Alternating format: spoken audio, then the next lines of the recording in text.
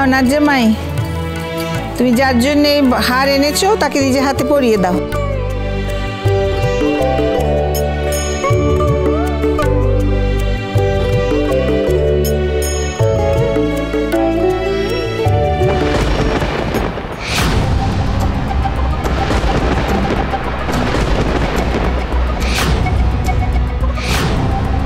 কি হলো নাজ্জামাই, কিছু বলছো না যে? কোনো ভুলচুক হলো নাকি? আর উঠেই বা দাঁড়ালে কেন?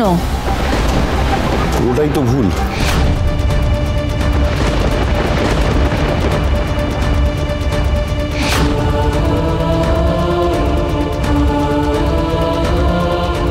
আপনারা কি আমার সাথে রেশমির বিয়ে দিতে চেয়েছিলেন? হ্যাঁ, এই বাড়ির আইবুড়ো মেয়ে তো আমার রেশমি দিদি ভাই। আমি তো ওনাকে বিয়ে করতে চাই না।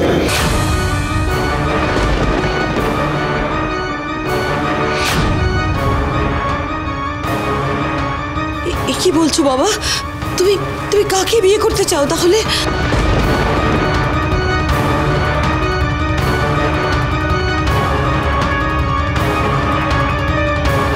দিদি ভাইকে।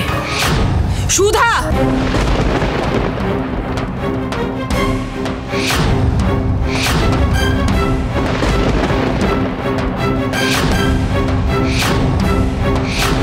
এসব কি বলছো তুমি সুধা? সুধা ঠিকই বলছে। আশুতোষ বাবু রেশমিকে নয়, দিদিকে বিয়ে করতে চান।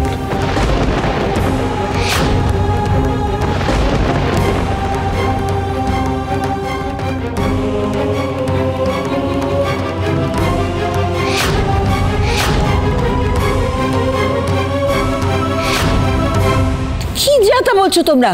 তোদের কি মাথা খারাপ হয়ে গেল নাকি? ঠাম্মি, আমরা আগে জানতাম না।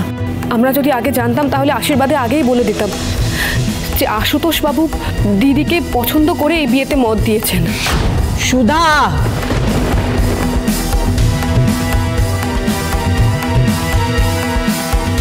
ম্যাডাম বিশ্বাস করুন, আমি কিন্তু ওদিনকে বুঝতে পারিনি যে আপনি রেশমির কথা বলছিলেন। না হলে আমি তখনই জানিয়ে দিতাম আপনাদের সবাইকে যে আমি রেশমিকে না, আমি জ্যোৎস্নাকে ভালোবাসি আর ওকেই বিয়ে করতে চাই। চুপ!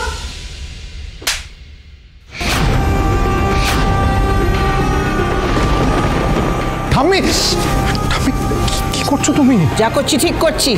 বেশ করেছি আমি চট্টা মেরে। সাহস হয় কি করে আমার সামনে দাঁড়িয়ে এই কথা বলার? দেখো আশুতোষ, আমি একটা কথা বুঝতে পারছি না যে সবকিছু জেনে শুনে কি করে তুমি এই কথাটা বলছো। হ্যাঁ দেখো, তুমি তো খুব ভালো করেই জানো যে যে আমার জ্যোৎস্না মা। হ্যাঁ, উনি বিডো আর উনি মা হতে চলেছেন। আমি সবটা জেনেই ওনাকে বিয়ে করতে চেয়েছি। তোমার লজ্জা করছে না বারবার এই কথাটা বলতে? জ্যোৎস্নার ব্যাপারে যখন তুমি সবটা জানো তখন ওকে নিয়ে এই কুমন্তব্য করতে পারছো কি করে তুমি? আমি তো কোনো কুমন্তব্য করিনি। আমি তো ওনাকে পছন্দ করি বলেই বিয়ের কথাটা বলছি। আর এতে এতে এতে এতে দোষের কি আছে আমি এটাই তো বুঝতে পারছি না। দেখা শশী, হ্যাঁ দোষের কি আছে বুঝতে পারছো না? লাজ লজ্জা ঘেন্না এসবের তো মাথা খেয়ে রেখেছো দেখছি। মিচকা,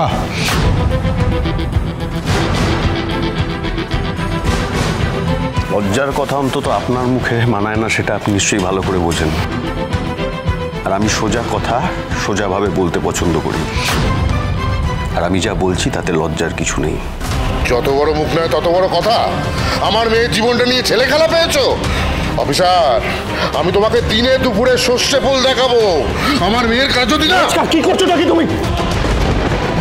এটা মাথা গরম করার সময় নয়, মাথা ঠান্ডা করবো, হ্যান্ডেল করতে। আপনি আসুন এদিকে প্লিজ প্লিজ প্লিজ। ঠাম্মি, আমার মনে হয় উনি সত্যি ভুল বুঝেছেন। মানে উনি সত্যি ভেবেছেন যে তুমি দিদির সাথে ওনার সম্বন্ধ করছো, তাই হয়তো। তাই কি? তাই কি একটা বিধবা মেয়েকে বিয়ে করবার জন্য ও খেপে উঠবে কেন? আর এইরকম ভুল ও ভাববেই বা কেন? ও জানে না যে এই বাড়িতে রেশমি একমাত্র আইবুড়ো মেয়ে? তার বিয়ের কথা না ভেবে আমি ওর বিয়ের কথা ভাববো? হতে পারে সেটা কখনো? আর তাছাড়া জ্যোৎস্না তো বিধবা। মা তো একদম ঠিক কথাই বলছেন। এইসব তো আমাদের পরিবারের নিয়মের একেবারে বিরুদ্ধে। সে তো অবাঙালি কারোর সাথে বিয়ে দেওয়া এই পরিবারের নিয়মের বিরুদ্ধে ছিল। কিন্তু ঠাম্মি, আপনি সেই নিয়ম ভেঙে রেশমির ভালোর কথা ভেবে এই বিয়েতে মত দিয়েছেন। তাহলে এখন দিদির ভালোর কথা ভাবতে আপত্তিটা কোথায়? দিদি তার স্বামীকে হারিয়েছে, দিদির কি এটা একমাত্র পরিচয়? এটা কখনো সম্ভব? এটা হতে পারে? সুধা, এই কাননবালা তোমার জন্য অনেক নিয়ম এ বাড়ির ভেঙেছে ঠিকই, কিন্তু তাই বলে তুমি এই কথা ভেবো না যে সমস্ত নিয়ম নীতি সে তোমার জন্য বিসর্জন দেবে। কিছু কিছু নিয়ম, কিছু কিছু সংস্কার পূর্বপুরুষরা বলে গেছেন, সেই নিয়ে আমি কোনো আলোচনা শুনবো না। সেই নিয়মগুলো তো আমাদের পূর্বপুরুষরা আমাদের ভাঙতে শিখিয়েছে ঠাম্মি। যেমন রাজা রামমোহন রায়, ঈশ্বরচন্দ্র বিদ্যাসাগর, তাদের দেখানো পথের কথা আমরা কি করে ভুলে যাব? যেখানে আজ থেকে প্রায় 150 বছর আগে বিধবা বিবাহের কথা বলা হয়েছে, সেখানে আজকের যুগে দাঁড়িয়ে দিদিকে বিধবা বলে আমরা ঘরে বন্দি করে কেন রাখবো? ঠাম্মি, আমাকে ক্ষমা করবেন, আমি এই পরিবারের সংস্কারের বিরুদ্ধে কথা বলছি, কিন্তু এইবার সংস্কারের ঊর্ধ্বে উঠে আমাদের দিদি ভাইয়ের ভবিষ্যতের কথাটা ভাবা উচিত।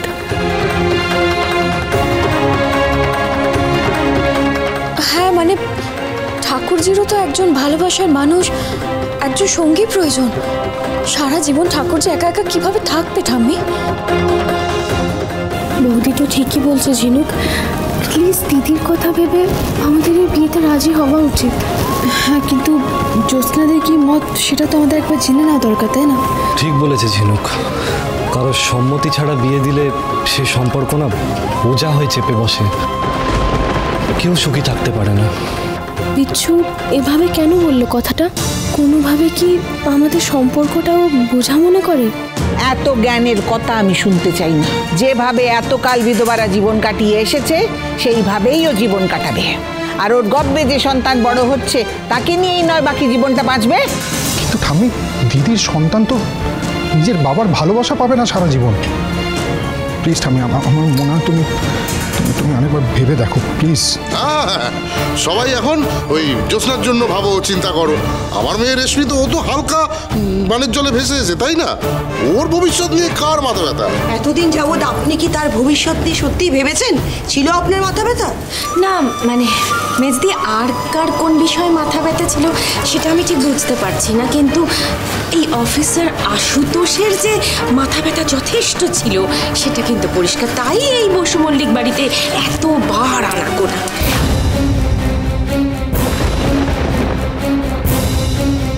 ও মাই গড, তার মানে বিগ সিস্টার আর আশুতোষ বাবুর মেবি অ্যাফেয়ার ছিল। সেই কারণে তো আশুতোষ বাবু এত বড় অফিসার হওয়া সত্ত্বেও বারে বারে এই বাড়িতে ছুটে আসতো এই বাড়ির প্রবলেম সলভ করার জন্য। ঝুম্পা, বাজে কথা বলা বন্ধ করো, যাও এখান থেকে। ওকে ধমকাচ্ছিস কেন?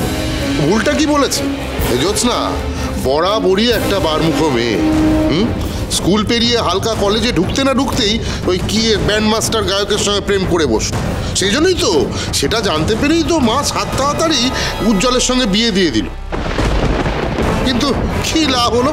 বিয়ের পরও এই অসভ্য মেয়ে প্রেমিকের সঙ্গে পালিয়ে যাওয়ার জন্য এই বাড়ি ছাড়তে গেছিল। প্রেমিকও তেমন মুখে ঝাঁটা মেরে চলে গেছিল। তারপরে নিজের বরটাকেও খেলো। আর এখন আশুতোষের মাথাটা চিবিয়ে খাচ্ছে। গলাবাজি করে কোনো লাভ নেই তেজ। সত্যি এটাই, ওর চাল চলনের জন্য ওর শাশুড়ি আমাদের ঘাড়ে ফেলে রেখে চলে গেছে। ও আমাদের পরিবারের মান সম্মান এইসব নিয়ে কোনোদিনই ভাবেনি।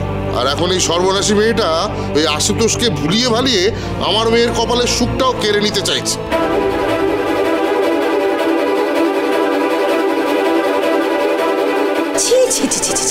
আমি না ভাবতে পারছি না।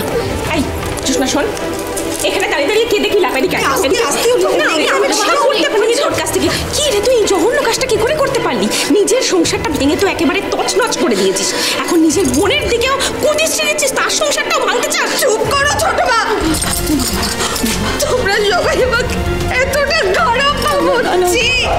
বিশ্বাস করো, আমি এসবের কিচ্ছু জানতাম না, কিচ্ছু না।